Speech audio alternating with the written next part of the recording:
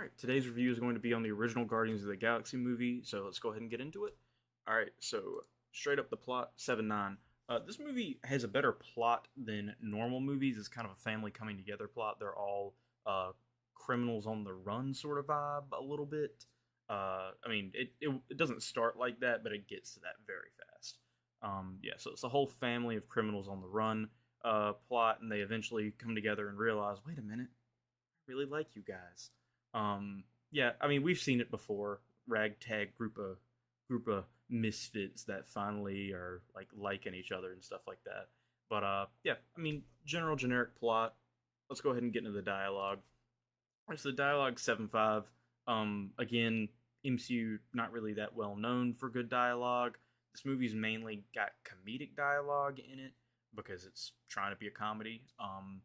So yeah, again, kind of tough to judge a comedy for its dialogue because it's probably not its primary focus. It's going to spend a lot of its dialogue trying to set up jokes and execute the jokes.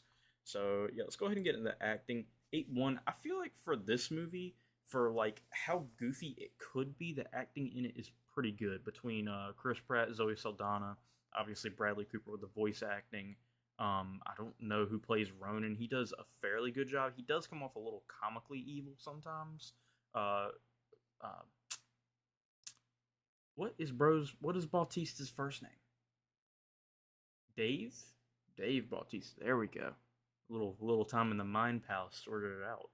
Um, but yeah, I feel like generally the acting job in this movie, if average is a 7.5, this is a 8.1.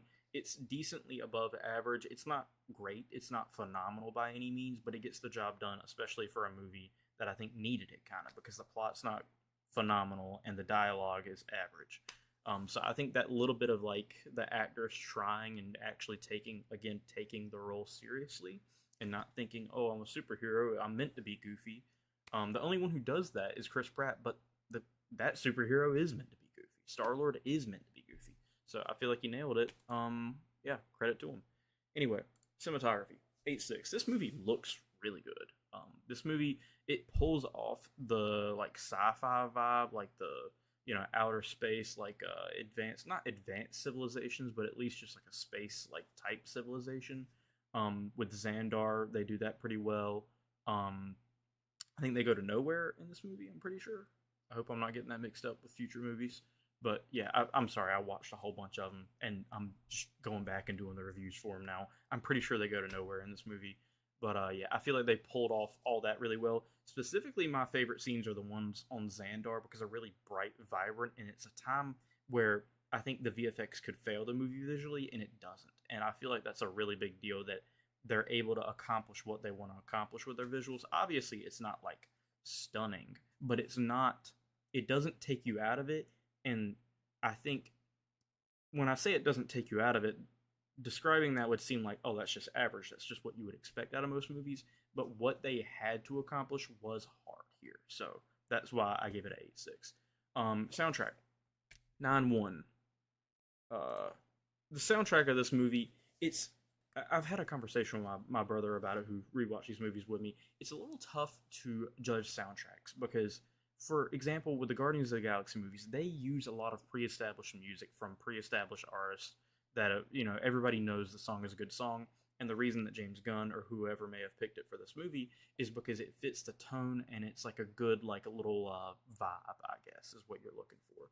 And it's kind of tough to judge how much you should value original soundtrack versus added soundtrack. And this movie's got both of them. It's got a great added soundtrack, and it's also got a great original soundtrack. So I feel like a 9.1 is a great rating for it. Obviously, I mean, the Guardians of the Galaxy movies, as much as they are about the comedy, they're about the music. And yeah, I think it's one of the better movies of our time as far as incorporating music into it. All right, so let's go ahead and get to the bonus categories. The comedy in this movie. The comedy is at 8.8 for me. Again, I think I've had to watch so many of these MCU movies during this rewatch, and I see them attempting so many jokes, and a large portion of them do not land. And it's a little refreshing to watch a movie where they actually, for the majority of them, they do land. It's refreshing to watch a movie that is a comedy that's trying to be a comedy that actually makes you laugh. Which, I mean, it seems like a basic thing to say if I want my comedy movies to make me laugh, but the MCU's kind of struggle with that. They want the action comedy part, but then it's like, well, if I'm not laughing, then we're just wasting dialogue here, right? And this movie, again, they walk that same tightrope of putting a lot of their dialogue on the line for comedy, but again, they hit at a much higher rate. All right, so world building. I give the world building an 8-8 for this movie. This movie establishes space in the MCU. I know the Avengers the original Avengers movie kind of try to do it with the Chitauri and the wormhole, but this movie establishes the Power Stone, it establishes Thanos, it establishes the Guardians of the Galaxy, it establishes so many different things that are important to MCU lore. I think it's a very, very big deal. It's a crucial movie in the MCU's timeline. And they again executed it perfectly. It's part of what made the Infinity Saga and Infinity War and Endgame meaningful, because you knew where the Guardians of the Galaxy were coming from. You knew about the Power Stone. You knew the potential of what it could do with the threat to Xandar and Ronan. I feel like this movie is very, very integral in the MCU's success. All right, characters 8-6. The Guardians of the Galaxy, pretty much all of them hit for me except for Nebula. I never really got Nebula as a character because, I mean, at the end of it, like, spoilers for every future thing with Guardians in it, but I never really got Nebula's character. I never really got the vibe. She always came off as just an asshole to me. And I know the movies wanted to add some complexity to her, and they try to in Guardians 3, but I don't see a lot of it. And I think it's hard for Karen Gillan, who I don't know any of her other works. I don't know how good of an actress she is or actor that she is, but in these movies, it feels like I just kind of wish she wasn't there sometimes because she kind of brings down the mood. But again, no hate to Karen Gillan. I just don't think the character's great. Anyway, let's move on to the action. The action in this movie is at 8-3. It's refreshing. It's creative. It's not typical. There's different power sets for these people. Star-Lord's rocket boots that he has, Rocket's big ass gun that he's got, Groot's abilities as a big ass tree thing, Drax, he's got his daggers and he's got his strength. Gamora's pretty much got everything.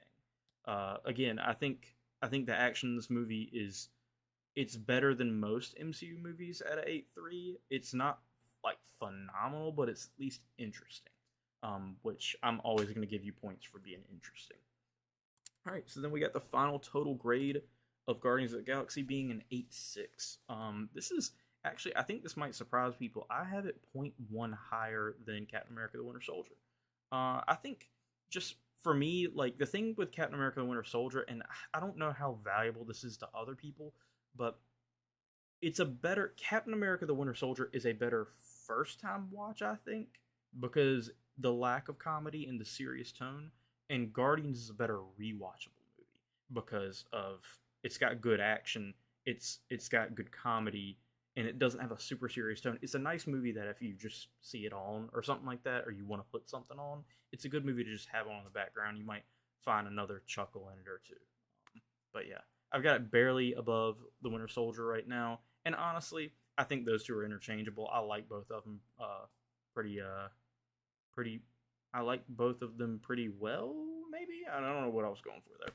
Anyway, yeah, let me know what you guys think about Guardians of the Galaxy. Let me know what you think about my review of it. And yeah, thank you guys for watching, and peace.